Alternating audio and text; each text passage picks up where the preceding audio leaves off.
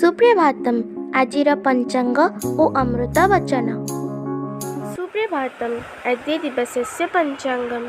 अद्य श्री श्वेतवराहकल्पस्य वैवस्वतमन्वन्तरः द्वितीयपरार्धः उत्तरायणः ग्रीष्मऋतुः ज्येष्ठमलमासस्य शुक्लपक्ष अष्टमी तिथिः सौरवासरश्च चुकाब्द अष्टाविंशत्यधिक एकपञ्चाशत्शतं विक्रमसंवत् त्रयोशीत्यधिक-द्विसहस्रं मई मासस्य त्रयोविंशतिः तारिका।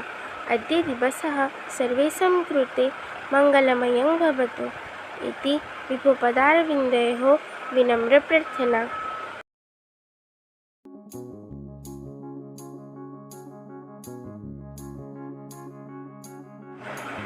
शांति छाड़ी किंपा अशांति गति करुछु मन, चिरशांति तोर श्रीकृष्ण और सर्वस्वपन।